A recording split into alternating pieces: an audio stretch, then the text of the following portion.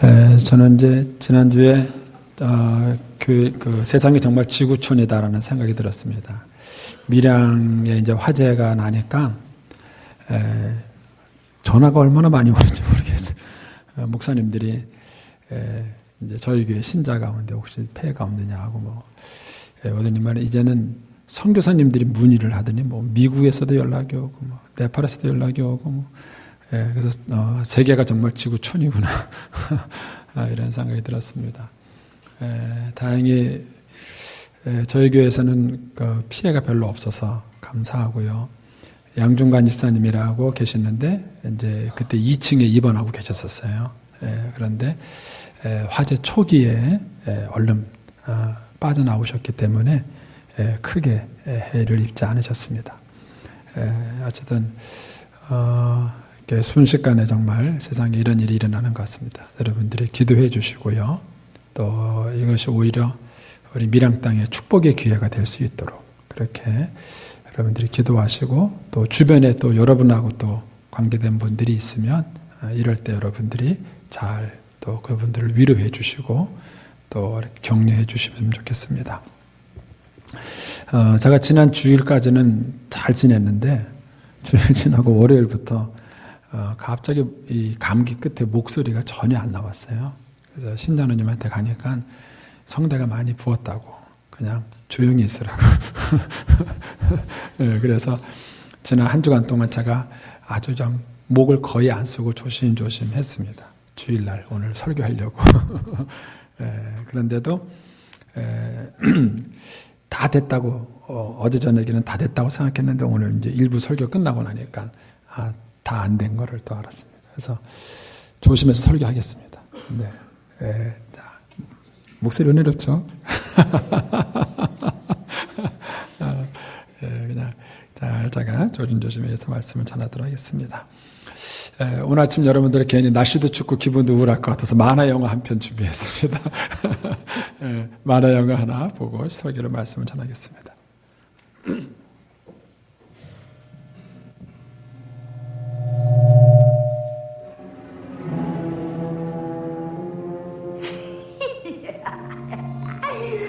난장이들이 일 나가고 나면 공주 혼자 있을 거야. 근데 사과장사 알몸이 나타나는 거야. 늙어 꼬부라진 가엾은 사자씨가.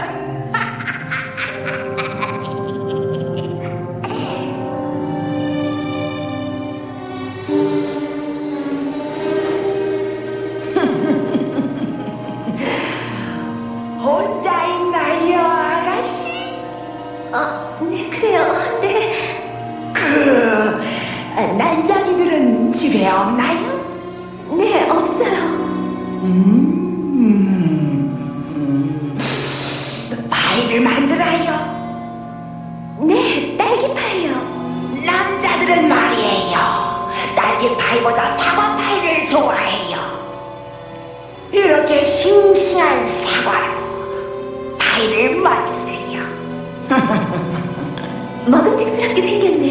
예, 실제로 먹으면 더 맛이 있답니다.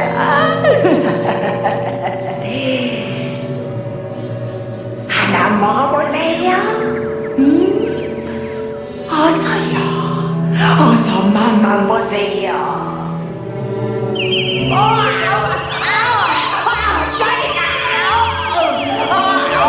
그만해, 안 돼. 저리. 정말 못됐구나. 가엾은 행지를 괴롭히다니. 잃어버린 줄 알았네. 이제 됐어요. 미안해요. 가슴이야. 원래 심장이 약해서요. 잠깐 집에 들어가서 쉬어도 될까요? 목도 마르고요. 부탁해요.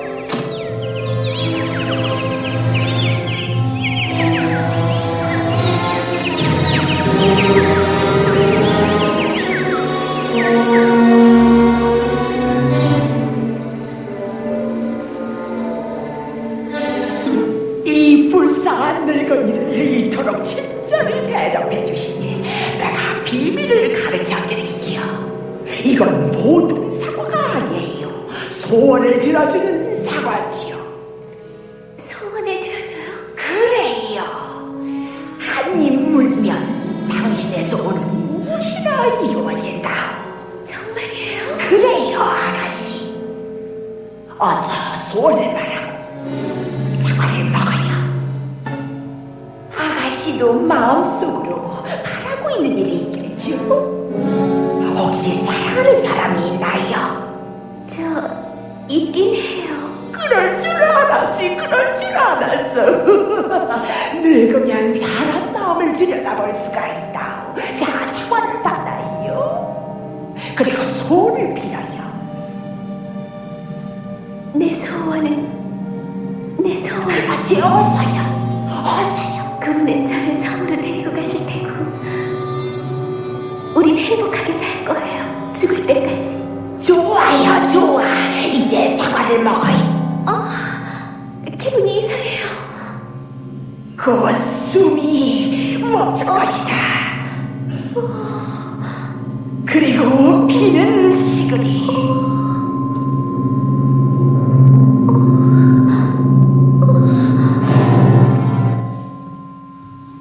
네.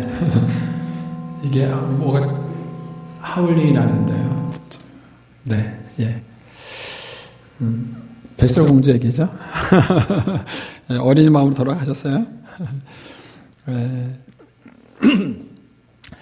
우리의 삶에 이렇게 겉으로 보기에는 굉장히 달콤하게 보이지만 그 안에는 이제 독이 든 것들이 많이 있죠. 인생의 경륜이 짧고 지혜가 없는 사람일수록 이것에 대한 변별력이 떨어집니다. 겉에 있는 아름답고 달콤한 것만 보고 유혹을 받게 되고요. 막상 그것을 먹게 되면 치명적인 해를 우리에게 미치게 되는 것이죠. 이것은 우리의 일상생활에서만 그런 것이 아니라 영적인 생활에 있어서도 마찬가지입니다. 마귀는 저와 여러분이 예수 믿지 못하게 하는 것이 1차 목표고 예수를 믿고 난 다음에는 하나님께서 의도하신 건강한 신앙생활을 하지 못하게 하는 것이 마귀의 목적입니다. 그래서 마귀는 때로는 저와 여러분 앞에 이렇게 달콤한 사과를 우리에게 유혹을 하는 것이죠. 에덴 동산에 있는 걸 그대로 비유한다면 먹기에 좋고 또 보암직하고 또 탐스럽게 한 그런 어떤 모양을 갖춘 것으로 우리를 유혹을 합니다. 그러나 우리가 이것을 잘 피하지 못하게 되면 치명적인 도구로 인해서 우리의 삶에 우리의 신앙에 영향을 받게 되는 것입니다. 오늘 본문에는 사도 바울이 바로 복음을 전하는 사건의 현장에서 이런 독이 있는 것들을 보게 됩니다. 그리고 그것을 지혜롭게 잘 극복해 나가는 바울의 신앙을 보게 되는 것입니다. 저는 오늘 아침 본문의 말씀을 통해서 여러분과 함께 우리가 건강한 신앙생활을 위해서 겉보기에는 아름답지만 우리에게 피해가 되는 독이 무엇인가 하는 것을 살펴보려고 합니다. 첫 번째로 겉보기에는 아름답지만 우리에게 피해를 입히는 독, 첫 번째는 뭐냐면요, 말씀 없는 체험만 의지하는 독입니다. 말씀 없는 체험만 의지하는 독입니다. 오늘 본문의 사건의 배경을 좀 더 먼저 설명을 한번 해보겠습니다. 지도를 좀 보여주세요. 자, 저 지도 이제 익숙하시죠? 예, 자, 한번 눌러주시면 이제 저 부분을 조금 더 확대해 보겠습니다. 네. 자, 한 번 더 눌러주시면 저기가 바로 오늘 사건의 현장인 루스드라입니다. 저 동그라미 같은 저 부분이죠. 저기서 이제 오늘 본문에 사건이 일어나게 됩니다. 바울이 이고니온에서 핍박을 피해서 루스드라는 곳까지 와서 복음을 전합니다. 그런데 루스드라는 안디옥이나 이고니온하고는 상황이 달랐습니다. 안디옥과 이고니온에는 유대인 회당이 있었습니다. 유대인 회당이 있었다는 얘기는 그곳에 유대인이 있었다는 것이죠. 그래서 바울은 복음을 전하기 좋은 이 유대인의 회당에 가서 먼저 복음을 전하면서 전도를 시작을 했던 것입니다. 그런데 이 루스드라에는 회당이 없었어요. 그래서 바울이 루스드라에서는 광장에서 복음을 전합니다. 메시지의 내용도 보면 차이가 있습니다. 이고니온이나 그 안디옥에서는 예수가 그리스도다. 예수가 너희가 십자가 못 박혀 죽인 예수가 하나님의 약속하신 메시아다라는 설교를 했는데 루스드라에서는 그런 얘기가 전혀 없습니다. 예수 얘기를 하지 않아요.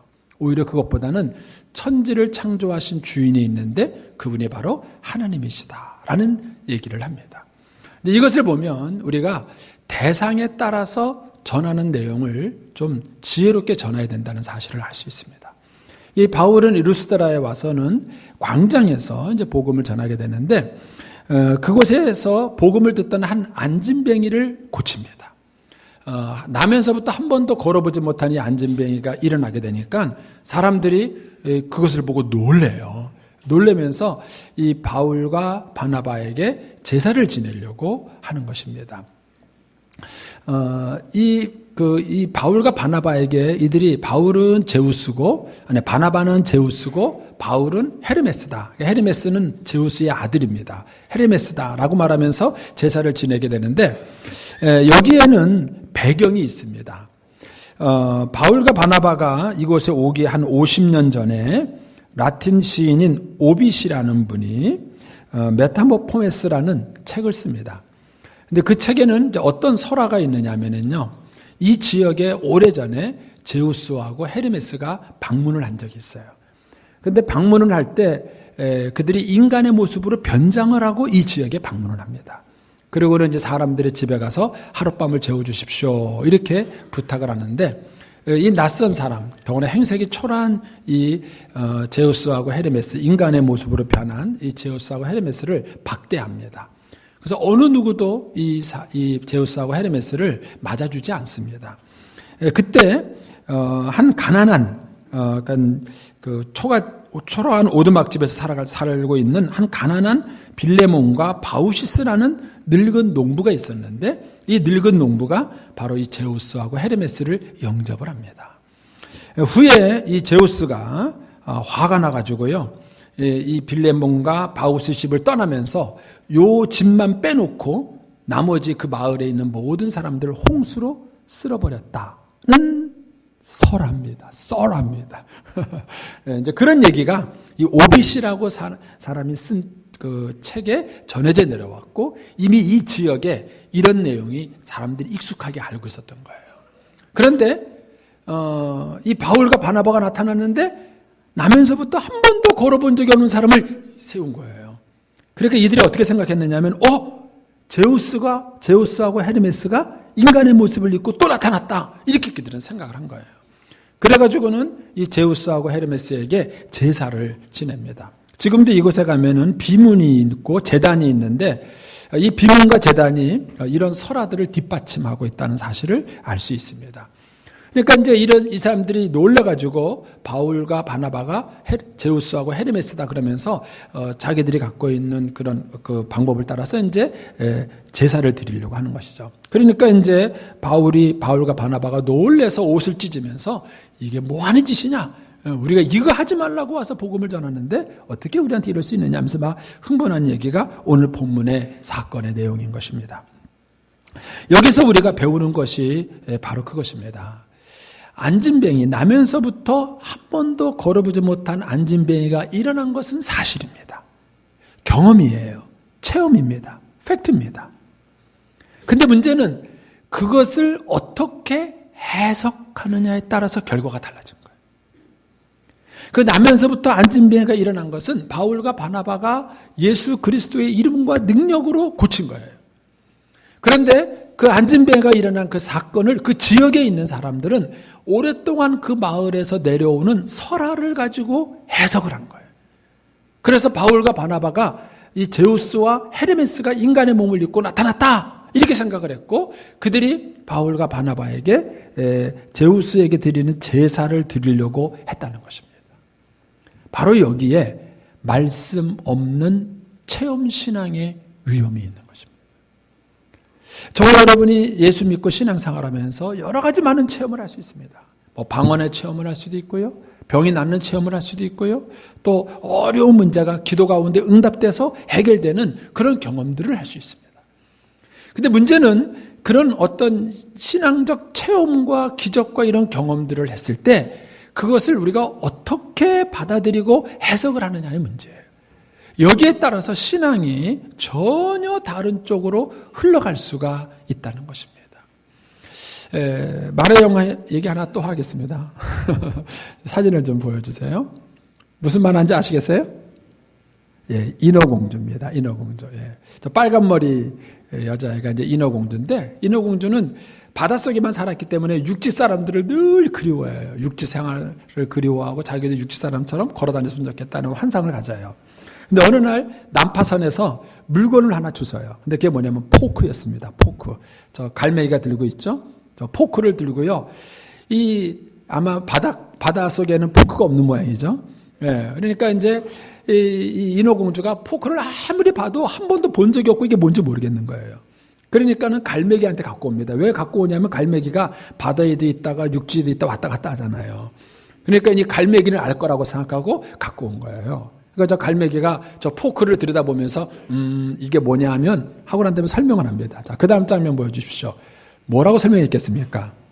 머리빗이다 설명한 거예요. 네, 거기에 막 갈라져 있으니까 이게 머리빗이야 하고 막 설명을 합니다. 저렇게 이렇게 빗는 거야 하고 이제 폼을 딱 보여줘요. 자, 그 다음 사진을 보여주시죠. 네, 저렇게 갖고 이제 멋진 머리가 네, 탄생을 했습니다. 이제 그 얘기를 듣고는요, 인어공주도요 그거 갖고 머리를 빗어요. 포크를 가지고 머리를 빗습니다. 여러분, 이런 것이 저와 여러분의 인생과 삶 속에서 그대로 일어날 수 있다. 어떤 경험, 체험, 그것도 분명히 중요합니다. 그거는 분명히 우리의 삶 속에서 일어난 것이에요. 그러나 더 중요한 것은 뭐냐면 그 경험과 체험을 어떻게 바라보고 해석하느냐의 문제입니다. 요번에도 이제 그 며칠 전에 그 국민일보에 보니까 그 통계자료가 나왔어요. 이제 중고등학교 아이들 이상 아이들한테 설문조사를 했는데 많은 아이들이 결혼할 필요가 없다. 이렇게 생각하고 있는 거예요. 결혼을 왜 해야 되는지 모르겠다. 그리고 자녀를 낳는 거에 대해서 굉장히 부정적 태도를 갖고 있는 거예요. 그러니까 앞으로 이제 출산율이 훨씬 더 이제 떨어지는 상황이 이제 벌어지게 될 거고요. 이제는 우리가 만들어 놓은 이 모든 것들을 운용할 사람이 없어가지고 어려움을 겪는 시대가 오게 될지 모릅니다. 그런데 우리 아이들이 그러면 결혼이라는 것에 대해서 아이를 낳는 것에 대해서 왜 그렇게 아이들이 부정적이고 소극적일까 하는 것입니다. 그는 그 아이들이 하나님의 원래 계획과 의도를 모르기 때문에 그런 거예요. 하나님께서 왜 가정을 만드셨고 왜 하나님께서 자녀를 낳아서 생육하고 번성하라고 우리에게 말씀하셨는지 하나님의 의도를 모르는 거예요. 그리고 그것을 문화적이고 경험적으로만 그들이 해석을 하는 것입니다. 문화적이고 경험적으로만 해석을 하는 것입니다. 최근에 와서는 이 동성애 문제가 심각해지면서 성이라는 것을 그렇게 생각하지 않습니까? 성이라는 것은 일종의 교육받아서 일종의 쇠뇌가 된 거라는 거예요. 쇠뇌가 된 거라는 거예요. 그래서 얼마든지 성이라는 것은 자기가 선택할 수 있다고 가르치는 것입니다. 그래서 독일 같은 나라는요, 태어날 때 남녀를 표시하지 않아요. 생물학적인 것은 별 의미가 없다는 거예요. 그리고 표시하지 않습니다. 그리고 자기가 성인이 되는 나이에 가서 본인이 남자를 할 것인지 여자를 할 것인지 선택을 할 수 있다는 거예요. 우리 밀양은 아주 옛날 도시가 돼가지고 별로 이런 내용들이 별로 그렇게 시도하지 않으시죠. 미친놈들이다 뭐 이렇게 생각하시겠죠. 근데 그 미친놈들이 하는 짓이 사회적으로 통용이 된다는 거예요. 법으로 만들어진다는 것입니다. 그리고 이미 통용하는 세상이 있다는 거예요. 여러분, 이런 것들을 보면 사람이 어떻게 교육을 받고 어떻게 해석을 하느냐 한다는 것이 얼마나 중요한지 모릅니다. 저와 여러분의 신앙이 건강하려고 한다 그러면 신앙적 체험 이전에 더 중요한 게 뭐냐면 말씀 위에서 그 모든 것들을 바라보고 해석하는 눈인 것입니다. 자, 우리 원혜인이라는 목사님이 이 책을 하나 쓰셨죠. 좀 오래된 책이긴 한데 목적이 이끄는 교회라는 책을 쓰셨습니다. 이 리고렌 목사님이 이 책에서 재미있는 얘기를 많이 해요. 교회에 선생님들이 많으면 목사를 뭘로 할까요? 교장 선생님으로 합니다. 교회에 사업하는 사람들이 많으면 목사를 뭘로 할까요? 사장님 내지는 회장님으로 합니다.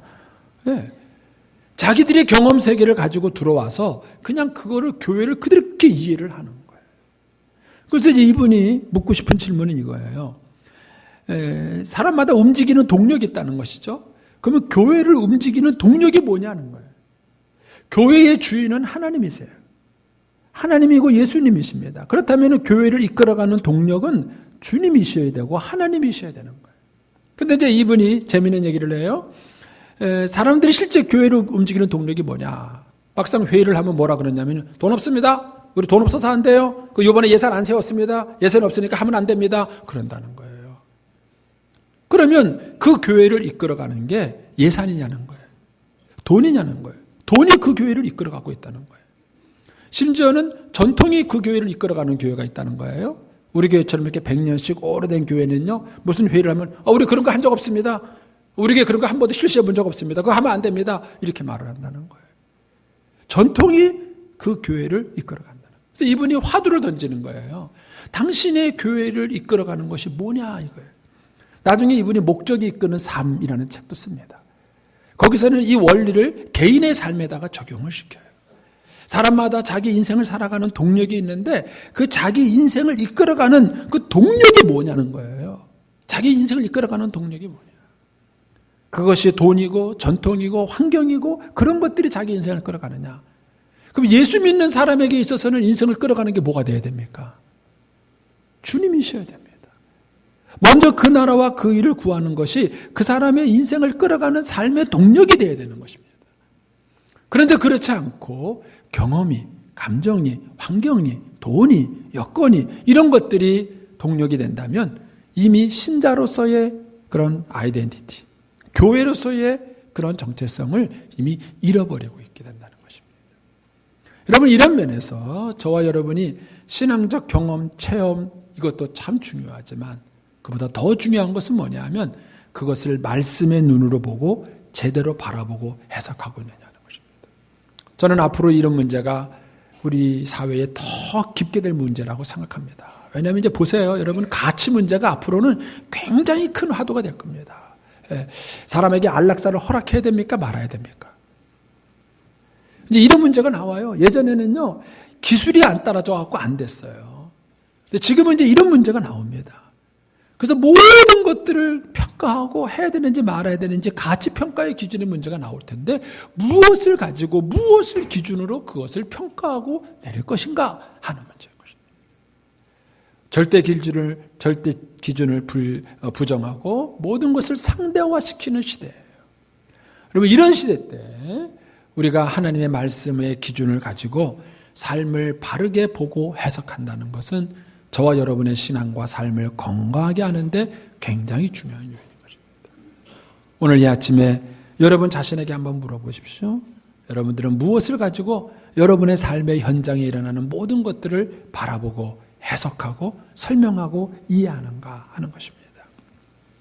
두 번째로 우리가 건강한 신앙을 위해서 겉보기는 아름답지만 우리가 피해야 될 두 번째는 뭐냐 하면 인기로 인해서 우리를 타락시키는 독입니다. 인기로 인해서 우리를 타락시키는 독입니다.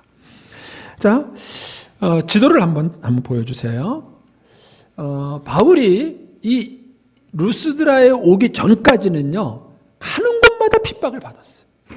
가는 곳마다 핍박을 받았습니다. 물론 예수를 믿는 사람들이 있었지만은 이렇게 대대적으로 환영받기는 루스드라가 처음이에요.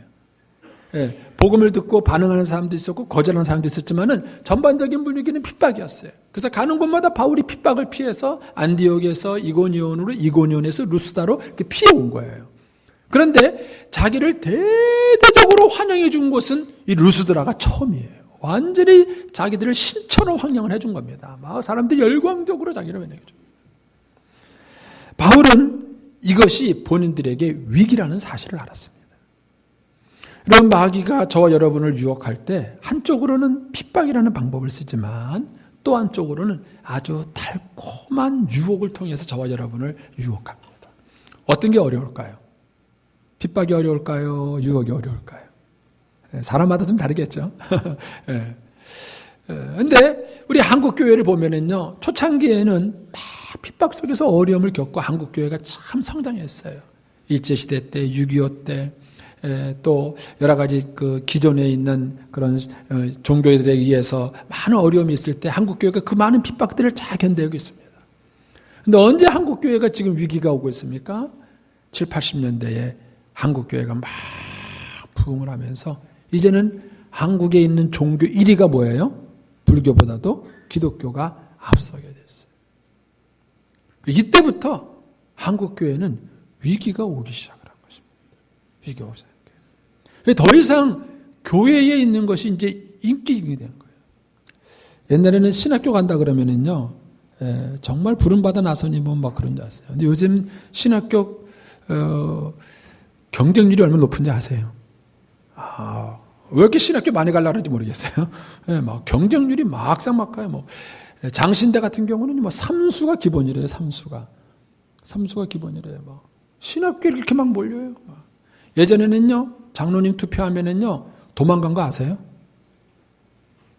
도망갔어요. 교회 재정은 안 되고 어렵고 장로가 되면 책임은 져야 되니까는요, 그게 부담이스러워가지고요, 도망갔어요. 지금은요, 안 그래요. 왜 그렇죠? 한국 교회가 너무 부자가 돼서 그래요.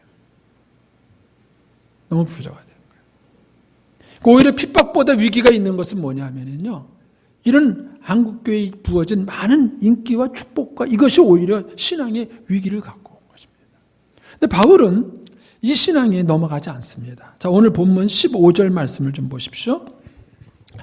사람들이 와서 바울과 바나바에게 막 제우스다 헤르메스다 막 그러면서 막 섬기려고 하니까 15절에 바울이 이렇게 말합니다. 이르되 여러분이요 어찌하여 이런 일을 하느냐, 우리도 여러분과 같은 성정을 가진 사람이다. 바울이 중심을 잘 잡아요. 나도 사람입니다. 왜 나를 신처럼 알고 섬기려고 합니까? 나는 여러분과 똑같은 성정을 가진 사람입니다. 바울만 그러지 않았습니다. 사도행전 10장 25절에 가면은 베드로도 중심을 잘 잡았죠. 마침 베드로가 들어올 때에 고넬료가 맞아 발 앞에 엎드려 절하니 베드로가 이렇게 이르되 일어서라, 나도 사람이다. 여러분, 그 당시에 고넬료하고 베드로하고는요, 신분 차이가 하늘과 땅이라고 할 만큼 신분 차이가 큰 사람이었어요. 그런데 그런 고넬료가 베드로의 발 앞에 엎드려서 절하면서 베드로를 섬기려고 합니다. 그때 베드로가 뭐라 그러냐면, 이거 무슨 일이냐고, 일어나시라고, 나도 사람이라고. 여러분, 저와 여러분이 하나님의 축복과 은혜를 받아서 하나님이 저와 여러분을 높이실 때가 있을 겁니다. 그런데 그 신앙이 하나님의 축복과 은혜 가운데 높아질 그때가 위기인 거예요. 만약에 이거를 우리가 잘못 관리하게 되면은요, 오히려 그 받아진 축복이 오히려 우리에게 화가 될 수 있다는 것입니다. 사도행전 12장에 보면은 이거를 화로 만든 사람이 있죠. 사도행전 12장 22절에 백성들이 크게 부르되 이것은 신의 소리요 사람의 소리가 아니라 하거늘 헤롯이 영광을 하나님께 돌리지 아니하므로 주의 사자가 곧 친히 벌레에게 먹혀 죽으니라. 예, 그 당시에 있던 헤롯 왕, 두로와 시돈 사람들이 아부하기 위해서 헤롯을 신이다 하고 막 이렇게 죽게 세웠을 때 헤롯이 그것을 거절하지 않았어요. 무슨 말이냐고, 나는 신이 아니라고 이랬어야 되는데 자기가 신인 것처럼 착각을 했어요. 결국 그것 때문에 하나님께서 벌을 받아서 헤롯 왕이 죽게 되는 것입니다. 여러분, 저와 여러분 안에는 이 아담과 하와가 범죄한 이래로 이런 높아지려는, 하나님과 같이 되려는 끊임없는 욕구가 있습니다. 여러분, 창세기 3장 5절에 보면 사단이 아담과 하와를 유혹할 때 쓴 방법이 있죠. 너희가 그것을 먹는 날에는 너희 눈이 밝아져 하나님과 같이 되어. 이 유혹에 넘어가서 아담과 하와가 죄를 지었어요. 이것이 원죄의 특성이에요. 그래서 우리에게도 지금도 늘 그런 마음이 있습니다. 하나님과 같이 되려는, 하나님처럼 돼서 자기가 모든 것을 주관하고 모든 것을 자기 뜻대로 다 움직이고 허락해요. 여러분, 이게 우리 안에 인간에게 있는 아주 못된 상. 그러니까 아담과 하와가 유혹을 받은 것이 뭐냐면 하나님과 같이 되어라는 이 말의 유혹을 받았는데 이 타락한 심성이 우리 안에 있어요. 그래서 주님께서 아담과 하와에게도 이런 경고를 하셨죠. 창세기 3장 16절에 보면 하나님께서 하와를 징계하실 때 이렇게 말합니다. 너는 남편을 원하고 남편은 너를 다스릴 것이다. 한글 성경에 보면은 아내가 막 남편을 원해서 사모하고 막 그리워하고 이렇게 이해할 수 있는데 이 원하고라는 말은 그 뜻이 아니에요. 창세기 4장 7절에 보시면 하나님께서 가인을 책망하는 얘기가 나옵니다. 내가 선을 행하면 어찌 낯을 들지 못하느냐? 선을 행하지 아니하면 죄가 문에 엎드려 있느니라. 죄가 너를 원하나 요 원하나라는 말과 창세기 3장 16절에 너는 남편을 원하고 라는 말이 똑같은 원어예요. 그러면은 죄가 가인을 원한다는 얘기가 뭐예요? 사모하고 사랑한다는 얘기입니까? 아니에요. 죄가 가인을 지배하려고 한다는 거예요. 그러니까 죄가 가인을 지배하려고 하면 가인은 어떻게 해야 돼요? 그 죄의 지배를 받지 말고 그 죄를 다스리거나 통제할 수 있었어야 된다. 그 얘기를 하나님이 가인에게 책망하시는 거예요. 근데 그 얘기를 지금 하시는 거예요. 너는 남편을 원하고, 얘기는 뭐냐? 모든 여성들은 남편을 지배하려고 그래요. 안 그러세요? 이게 안 그럴 것 같은데요. 겉보기에는 아주 착하고 순하게 보이셨어요. 그런데 안 그래요. 집에 가면은 다. 그래서 모든 게 부인 뜻대로 되셔야 되죠. 예? 꼭 그래야 됩니까? 예? 부인이 원하는데 꼭 그 물건이 있어야 됩니까? 딴 데 있을 수도 있잖아요. 그러면 안 되나요? 예? 이게 그 갈등이에요. 그러면 남편은 또 따라줍니까? 또 아니에요. 남편도 뭐예요? 이게 무슨 일이냐? 이해 질세라 남편도 서로 앉으려고 그러는 거예요. 그리고 집안에 하나님은 한 분이어야 되는데 남편도 하나님이 되려고 그러고 아내도 하나님이 되려고 그러니까 전쟁이 날 수밖에 없는 거예요. 전쟁이. 여러분, 이것이 인간 안에 오랫동안 갖고 있는 깊은 뿌리에 대한 얘기인 것입니다. 마귀는 이것을 자극합니다. 그래서 저와 여러분을 높이려고 그래요. 생을 살아가는 동안에 처음에는 핍박하고 방해하고 회방을 하다가 그 다음에 그게 안 통하면은요, 그 다음에 모든 걸 다 잘되게 만들어줘요. 이것도 잘되고 저것도 잘되고 다 잘되게 만들어줍니다. 그리고 우리를 한껏 띄워가지고는 어떤 생각이 들게 하면 너밖에 없다. 이런 생각이 들어요. 너밖에 없다. 이거 할 사람은 너밖에 없다. 이런 생각이 들게 만들고 모든 것을 다 자기가 알아야 되고 모든 것을 또 자기가 다 처리해야 되는 이런 어떤 실수에 빠지게 되는 것입니다. 바울은 바로 이것에 대한 위험성을 알았어요. 그래서 바울은 하나님의 영광을 뺏지 않았습니다. 하나님의 영광을 뺏지 않았습니다. 제가 예전에 아주 오래된 30대 때 들은 얘기인데 한 선배 목사님이 그러시더라고요. 가진 것보다 알려진 게 많으면 숨어라. 그러시더라고요. 가진 것보다 알려진 게 많으면 숨어라. 여러분, 사람들이 띄워주고 높여주고 알려주고 할 때가 다 좋은 게 아니에요. 그걸 다 받아들일 때가 아닙니다. 그걸 받을 때가 있고요. 숨을 때가 있어요.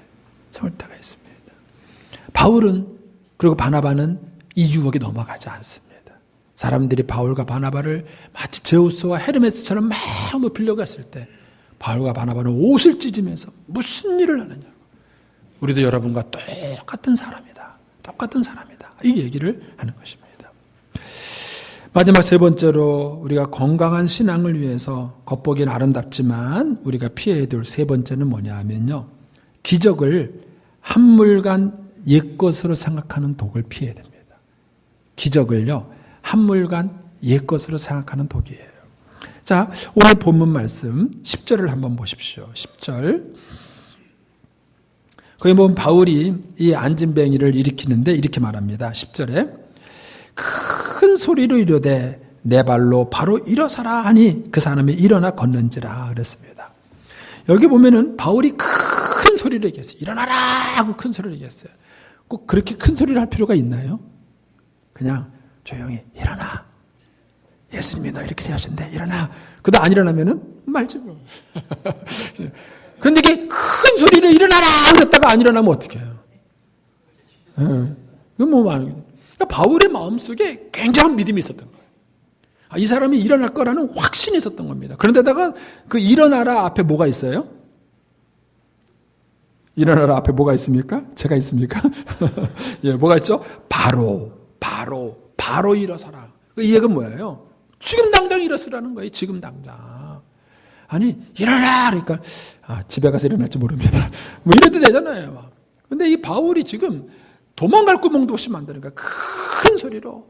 지금 일어나라! 바로 일어나라! 이렇게 말하는 거예요.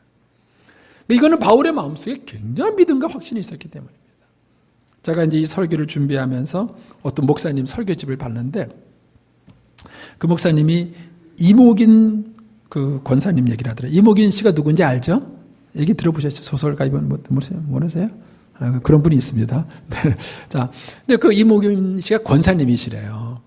근데 이분이 유럽 여행을 갔다가 이렇게 뇌출혈이 약간 쓰러졌답니다. 유럽 여행을 하다가 뇌출혈 때문에 쓰러졌대요. 근데 이제 살고 있는 친구가 이 소식을 듣고요, 막 달려온 거예요. 그들이 문을 쓱 열고 들어오더니 뭐라냐면, 오기나! 일어나! 그러는 들어오자마자 막, 오기나! 일어나! 막 그런 거예요. 그러니 이 목사님 누워가지고 전현이 미쳤나? 지금 내가 쓰러져 죽겠는데 나도 일어나고 싶다 이냐나. 내가 일어나고 싶은데 뭘 일어나라 그래요. 그런데 막 계속 일어나 막 그러는 거예요. 막 밑도 끝도 없이 막 말을 반복하는 거예요. 자기는 막 말하는 게 너무 환심스럽고 막 그러는데 그 말을 자꾸 하니까 친구가 자꾸 그 말을 반복하니까 갑자기 마음속에 그 말이 들더래요. 야, 하나님이 너는 친구가 예수님의 이름으로 일어나라 그러는데 일어날 생각이나 한번 해보지. 왜 너는 생각도 안 하냐는 거예요. 생각부터 잘라버린 거야, 자기가. 움직이다가 안 된 거야. 야, 안 된다. 이게 아니라 아예 생각에서 자기가 잘라버린 거예요. 이런 내가 지금 쓰러졌는데 내가 이틀 일어나느냐. 내가 아예 생각부터 잘라버린 거예요. 근데 갑자기 그 책망이 들더라는 거예요. 그래가지고 한번 움직여봤대요. 근데 움직인 거예요. 그래갖고 일어나 앉은 거예요. 야, 오른손 들어. 왼손 들어. 뒤돌아봐. 그래가지고 낫대요. 선배 목사님 하신 얘기니까 맞겠죠, 뭐. 예. 근데 제가 이제 그 간증 얘기를 들으면서 그런 생각이 들었습니다. 여러분, 저와 여러분의 믿음을 방해하는 게 뭘까요? 히브리서 11장에 보면 재미있는 얘기를 하고 있습니다. 히브리서 11장 1절에 보면은 믿음은 바라는 것의 실상이요, 보이지 않는 것의 증거니, 이렇게 말합니다. 그러니까 믿음은 뭐냐? 바라는 것이 실상, 현실로 이루어진 거예요. 그러니까 바라는 것이 없으면 실상도 없어요. 그리고 믿음은 언제 생기느냐 하면은요, 바라는 것이 있을 때 생기는 거예요. 바라는 것이 없으면 생기지도 않아요. 자, 그런데 오늘 본문 보십시오. 이 사람이 8절 보세요. 8절. 루스다라에서 발을 쓰지 못하는 한 사람이 앉아 있는데 나면서 걷지 못하게 되어 걸어본 적이 없어요. 걸어본 적이 없습니다.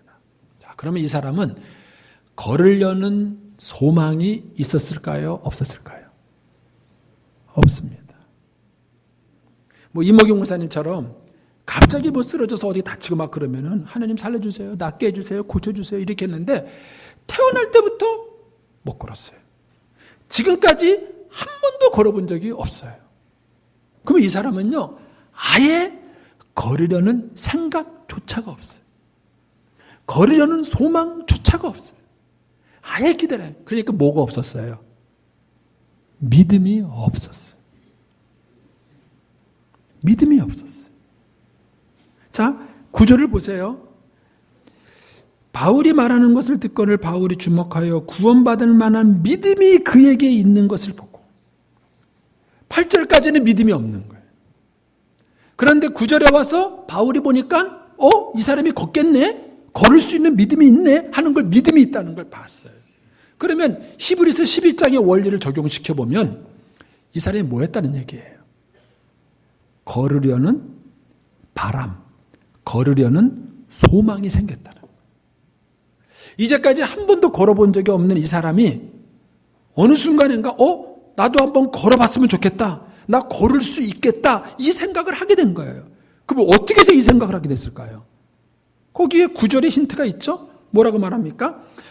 바울이 말하는 것을 듣거늘 그랬습니다.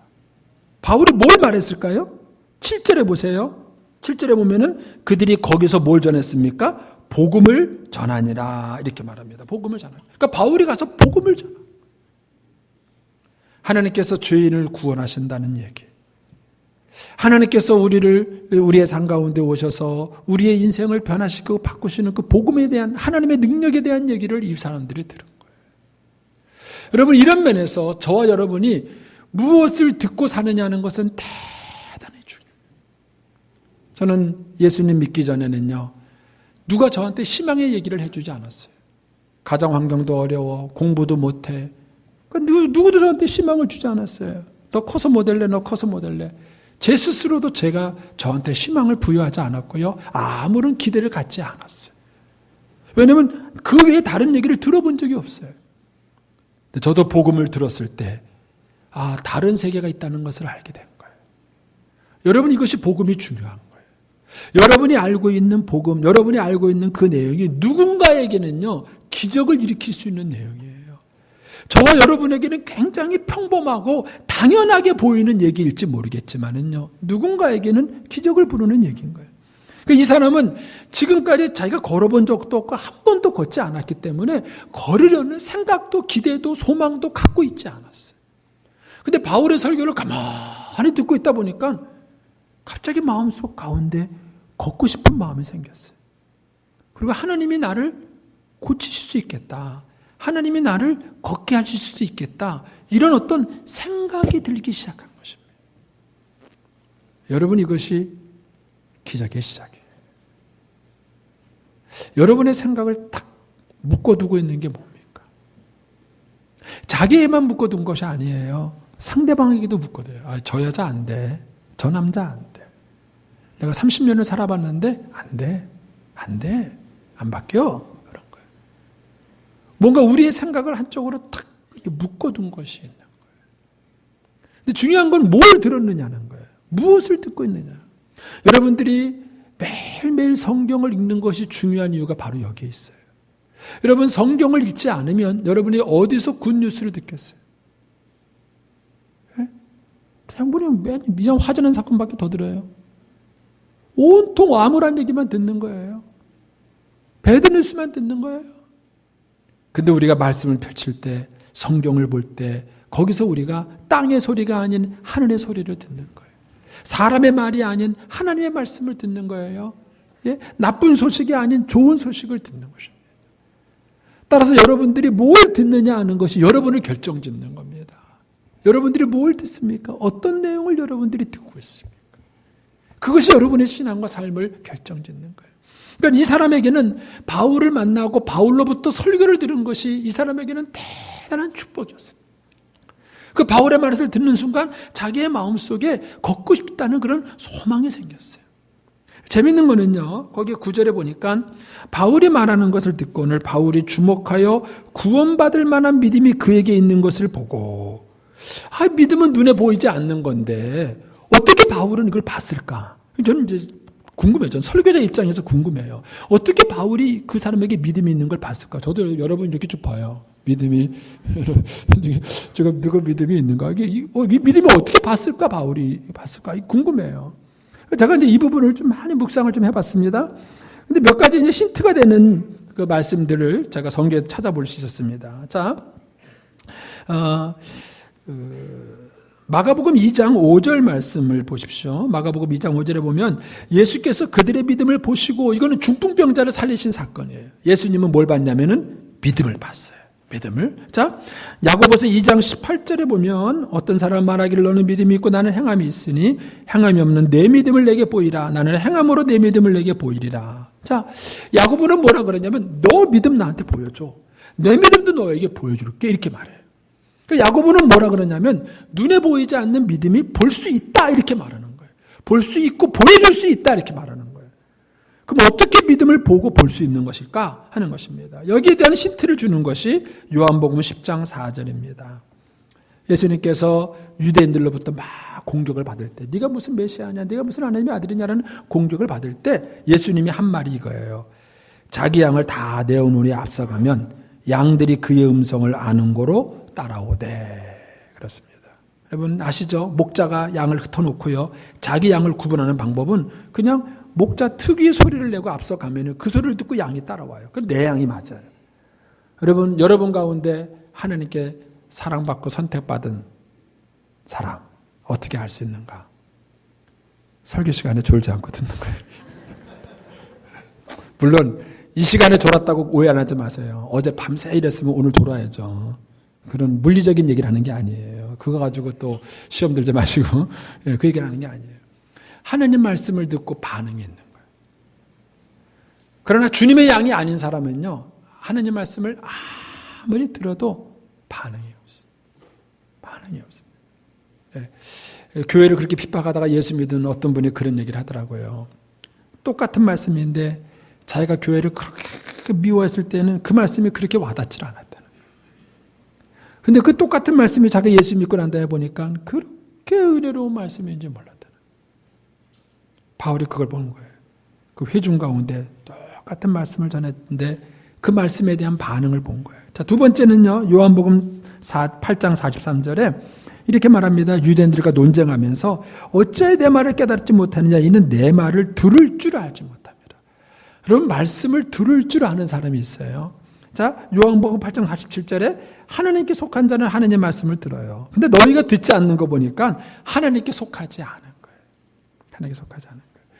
뭐 저는 인간이니까 실수할 수 있다고 치고 예수님은 하나님의 아들 아니세요? 그분 자체가 말씀이세요. 그러니까 그분은 실수할 리가 없으시죠. 그런데 그분이 선포하는 그 말씀을 받아들이지 않는다는 얘기는 선포자가 문제가 있는 게 아니에요. 뭐가 문제가 있어요? 듣는 너희들이 하나님께 속하지 않았기 때문에 말씀을 받지 않는다는 거예요. 바울은 이 반응을 본 것이죠. 마태복음 13장 23절에 좋은 땅이 있습니다. 길가밭도 있죠. 돌짝밭도 있죠. 그리고 가시밭도 있어요. 그런데 좋은 땅은 뭡니까? 말씀을 듣고 깨닫는 거예요. 그러니까 이런 모든 것들을 종합하면은 바울이 그 사람을 딱 봤을 때 구원받을 만한 믿음이 있다는 걸 뭘 보고 알았을까요? 바울의 설교를 듣는 것을 보고 알은 거예요. 바울의 설교를 듣는 것을 보면 알은 거예요. 그리고 저 사람이 믿음이 있구나 하는 것을 보게 된 거예요. 그러면서 잠언 27장 19절에 보면 이런 재미있는 말씀이 있죠. 물에 비치면 얼굴에 서로 같은 것 같이 사람의 마음도 서로 비치느니라. 예. 참 신기하게 믿음의 사람은 믿음의 사람과 스파크를 일으키는 거예요. 그러니까 바울이 그 말씀을 복음을 선포했을 때 그 안진뱅이가 듣는 그 말씀을 딱 보고는 이 사람이 지금 구원받을 만한 그 자리에서 일어날 만한 기적을 경험할 만한 믿음이 있다는 사실이 바울이 느껴진 거예요. 그렇게 믿음은 보이는 겁니다. 저는 여러분들이 이런 믿음을 볼 수 있게 되기를 축원합니다. 그러니까 바울이 이렇게 그 사람을 딱 보고 이 믿음을 딱 보는 순간 그 사람에서 큰 소리로 일어서라 이렇게 얘기할 수 있었던 거예요. 저는 저에게 더 감동을 주는 것은 뭐냐면요. 그 8절을 다시 한번 보세요. 8절에 보면은요. 이 사람이 이런 얘기를 해요. 루스더에서 발을 쓰지 못하는 한 사람이 앉아 있는데 나면서 걷지 못하게 되어 걸어본 적이 없는 이 표현이 저는 참 마음에 와닿아요.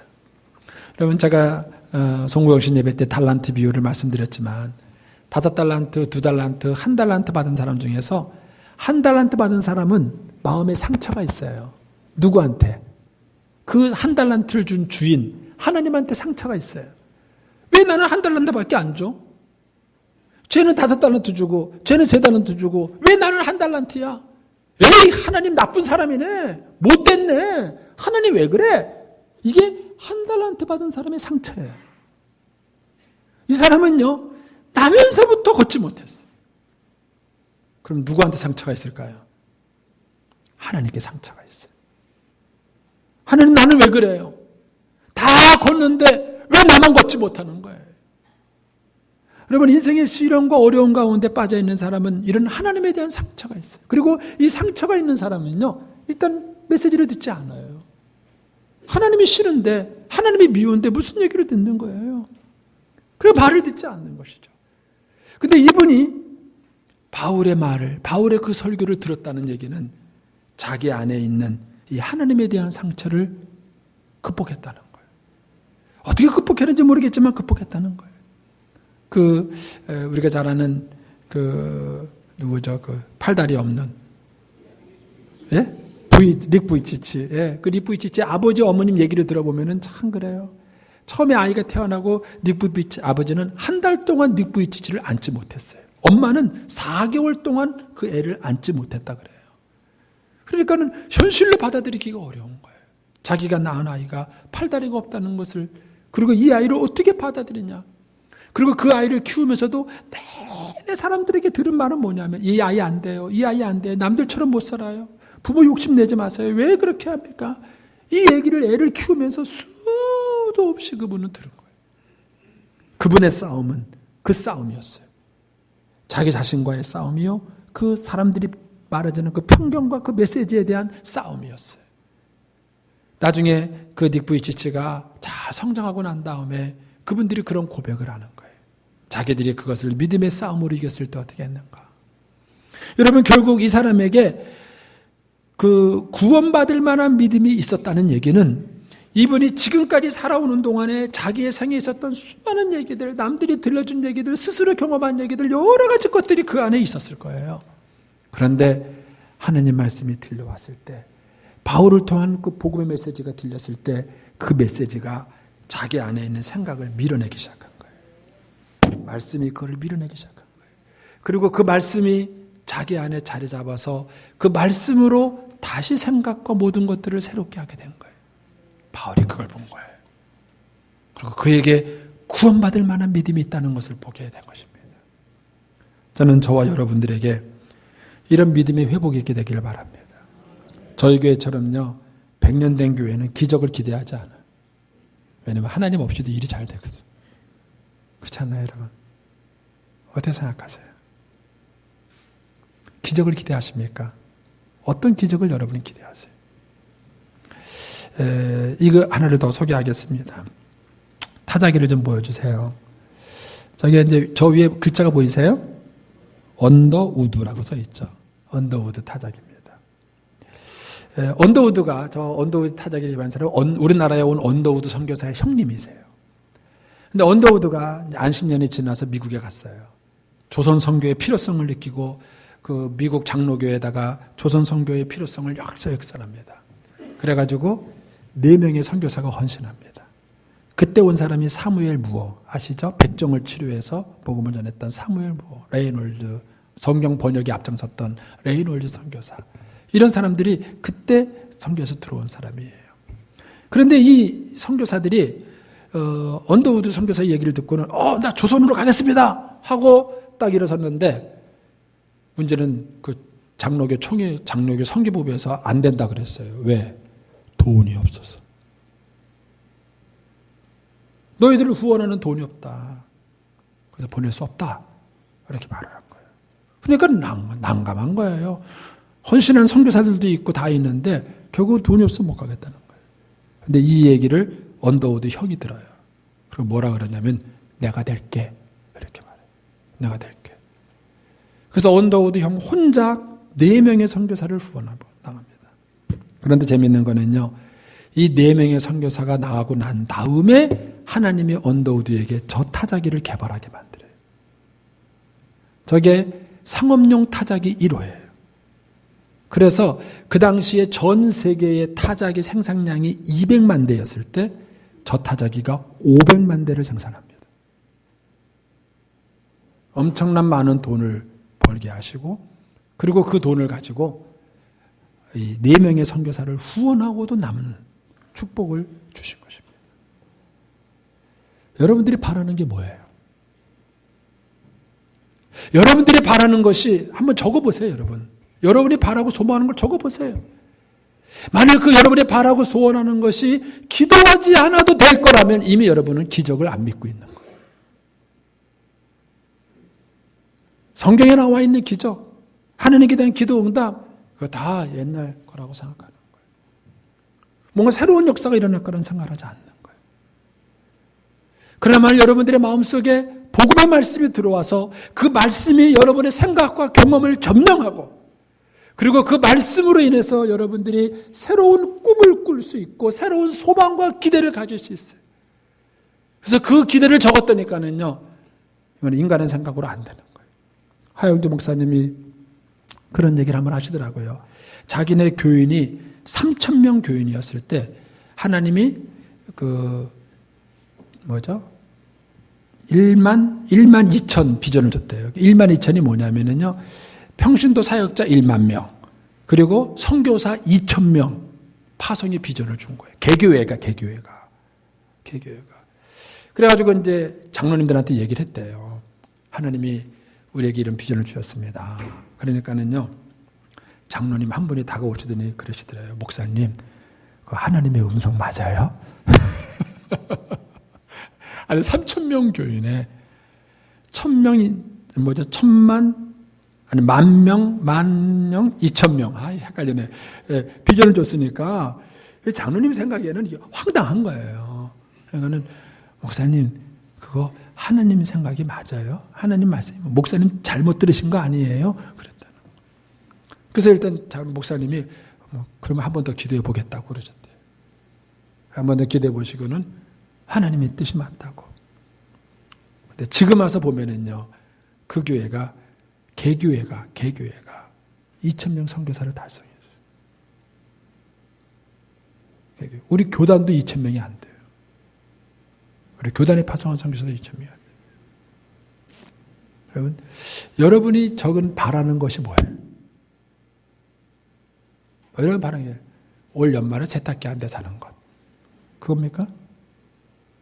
10년 후에 아파트 평수 10평 더 늘리는 것. 그겁니까? 여러분들이 바라는 게 뭐예요? 그게 여러분의 믿음이에요. 우리 예수 믿는 사람들이 정말 하나님의 능력을 믿는 것 같지만 우리는 기적을 박물관에다 집어넣어 버렸어요. 하나님의 박물관에다 그 기적을 집어넣어 버리고 그리고 이런 기적은 더 이상 지금 내 생애 가운데 일어나지 않는 것처럼 우리가 여기고 있습니다. 바울과 바나바는 그렇지 않았습니다. 나면서부터 안진뱅이 한 번도 걸어본 적이 없는 사람.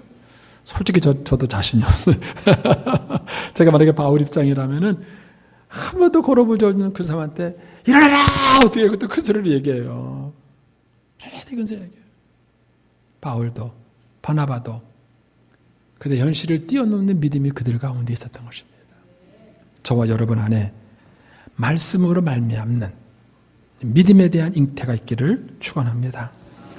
찬양을 같이 하고 좀 하나 마치려고 합니다. 이 찬양 잘 아시죠? 내는 주의 영광을 보내. 우리 가운데 계신 주님, 그 빛난 영광 온 하늘 덮고 그 찬송 온 땅 가득해. 우리의 눈을 열어서 주님의 영광을 보기를 소망하면서 이 찬양 한번 드려보겠습니다. 성가대가 크게 해주세요. 제가 목소리가 해서